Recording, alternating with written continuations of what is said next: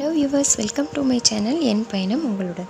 இன்றைக்கி நம்ம ஒரு இன்ட்ரெஸ்டிங்கான DIY வீடியோ தான் பார்க்க போகிறோம். அது வந்து room freshener plus wardrobe freshener எப்படி பண்ணுறதுன்னு பார்ப்போம். அதுக்கு இந்த மாதிரி ஒரு காலி பாட்டில் நம்ம வீட்டில் இருக்கும் இல்லைங்களா, யூஸ் பண்ண கிளாஸ் ஜார் எடுத்துக்கலாம். அது கூட பேக்கிங் சோடா ப்ளஸ் இந்த மாதிரி எசென்ஷியல் ஆயில்.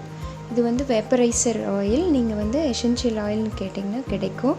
அது லெமன், லாவெண்டர் இந்த மாதிரி நிறைய ஃப்ளேவர்ஸில் வந்து கிடைக்கிது. இது வந்து 90 rupees.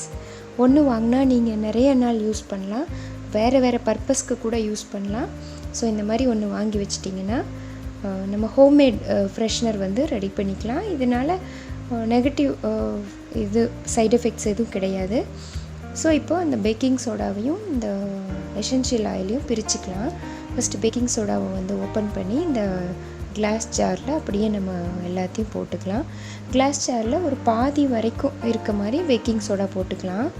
நிறைய இருக்க வேண்டியதில்லை, பாதி வரை இருந்தால் போதும். ஸோ நம்ம பாதி வரை போட்டு நல்லா அப்படி ஒரு தட்டிட்டோம்னா அது ஈவனாக வந்து ஸ்ப்ரெட் ஆகிடும். அது கூடவே இப்போ நம்ம ஓப்பன் பண்ணி எடுத்து வச்சுருக்க அந்த லாவெண்டர் எசென்ஷியல் ஆயிலை வந்து எடுத்துப்போம்.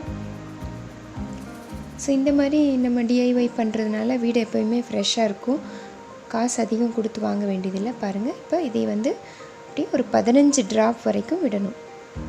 அதில் ஏற்கனவே ஹோல் இருக்குது, அதனால் சீலை பிரேக் பண்ணி அப்படியே லைட்டாக அப்படியே குலுக்கி விட்டால் ஒவ்வொரு ட்ராப்பாக வந்து விழுகுது. பாருங்கள், அது உங்களுக்கு காமிக்கிறேன். ஒவ்வொரு ட்ராப்பாக விழுகுது பாருங்கள். ஸோ அங்கே எல்லோயிஷாக அப்படியே ஒவ்வொரு ட்ராப்பாக விழுந்துட்டுருக்கு. 15 ட்ராப் வரைக்கும் விட்டாச்சு. சப்போஸ் உங்களுக்கு தேவைன்னா 2 டிஃப்ரெண்ட் ஃப்ளேவர்ஸ் வாங்கி கூட நீங்கள் யூஸ் பண்ணலாம். ஸோ இந்த மாதிரி 15 ட்ராப் விழுந்ததும் நம்ம இதை வந்து ஒரு குலுக்கி எடுத்துக்கலாம். அதுக்கு முன்னாடி ஒரு ஆர்டினரி பிளாஸ்டிக் ஷீட், நம்மளுக்கு கிஃப்ட் ரேப்பர்லாம் இருந்தால் அது கூட எடுத்துக்கலாம். ஆனால் அது ரொம்ப சாஃப்டாக இருக்கும். ஸோ இந்த மாதிரி ஒரு பொக்கே கவர் பண்ணுற அந்த ஷீட் இருந்தது வீட்டில், அதை எடுத்துட்டேன். ஒரு ரப்பர் பேண்ட் போட்டு அப்படியே மூடிக்கலாம். டிஷ்யூ பேப்பர் கூட நீங்கள் யூஸ் பண்ணலாம். இந்த மாதிரி ரப்பர் பேண்ட் போட்டு அது அப்படியே நல்லா சீல் ஆகிடும். நூல் கூட கட்டிக்கலாம். ஸோ இப்போ நான் வந்து ரப்பர் பேண்ட் போட்டுக்கிறேன், கன்வீனியண்ட்டாக இருக்கட்டும்னு. ஸோ ரப்பர் பேண்ட் போட்டு அதை நல்லா சீல் பண்ணிட்டோம்னா அது நல்லா டைட்டாக சீல் ஆகிடும். ஒரு சேஃப்டி பின் வந்து நம்ம எடுத்துக்கலாம்.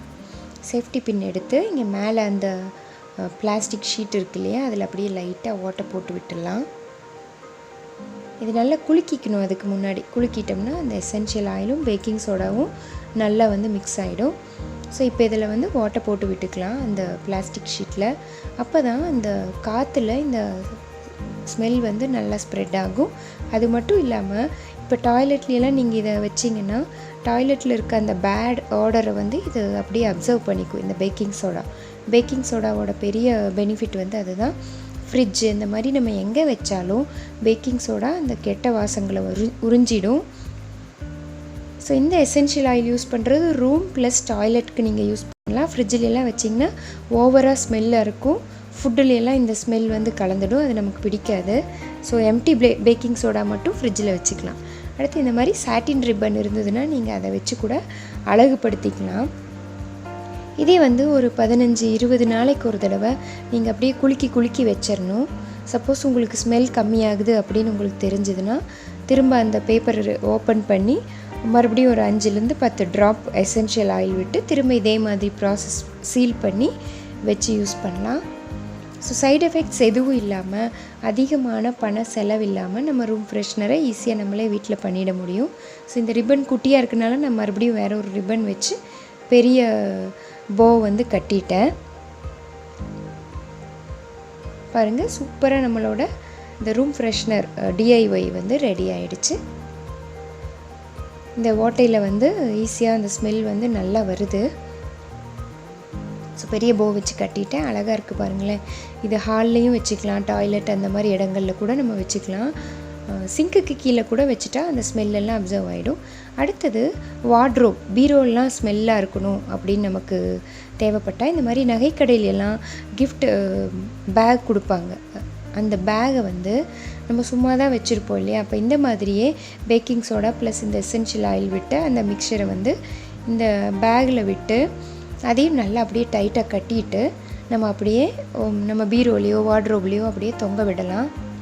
ஒரு சின்ன ஹூக் வந்து மாட்டி அதில் தொங்க விடலாம். அப்போ நம்ம ட்ரெஸ்ஸு அந்த பீரோ பூரா வாசமாக இருக்கும், காஸ்ட்லியாக இருக்கும் நம்ம வெளியில் கடையில் வாங்கணுன்னா. ஆனால் இதே நம்ம வீட்டில் பண்ணால் நிறைய நாள் யூஸ் பண்ணலாம். ரொம்ப சீப் அண்ட் பெஸ்ட்டாக கூட நம்ம இந்த வேலையை வந்து முடிச்சிட முடியும். ஸோ நீங்களும் ட்ரை பண்ணுங்கள். இதில் சைட் எஃபெக்ட்ஸ் எதுவுமே இல்லை, ரொம்ப சிம்பிளான ஒர்க்கு தான். வீடும் ரொம்ப நல்லா வாசமாக இருக்குது. இந்த மழைக்காலத்தில் கண்டிப்பாக நம்ம ஃபாலோ பண்ண வேண்டிய ஒரு டெக்னிக்குங்க இது. ஏன்னா மழைக்காலத்தில் எப்பயுமே வீட்டுக்குள்ளே அந்த ஒரு வாசம் வந்து போகாமல் இருக்கும். பேக்கிங் சோடா வச்சு நம்ம இது பண்ணுறதுனால ஈஸியாக நம்ம அந்த வாசத்தை வந்து நல்ல ஃப்ரெஷ்ஷான ஸ்மெல்லாக வந்து மாற்றிடலாம். ஸோ அவ்வளோதான், நம்ம வார்ட்ரோப் ஃப்ரெஷ்னர் வந்து ரெடி ஆகிடுச்சு. ஸோ சீப் அண்ட் பெஸ்ட்டாக முடிஞ்சது நம்மளோட இந்த DIY work.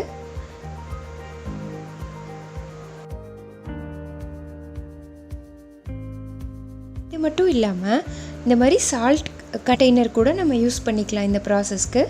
So plastic salt container. இந்த வீடியோ உங்கள் எல்லாருக்கும் ரொம்ப யூஸ்ஃபுல்லாக இருக்கும் அப்படின்னு நினைக்கிறேன். கண்டிப்பாக நீங்களும் இந்த டிஐஒயை ட்ரை பண்ணுங்கள். எப்படி இருந்துச்சுங்கிற கமெண்ட்ஸை ஷேர் பண்ணுங்கள். Thank you so much.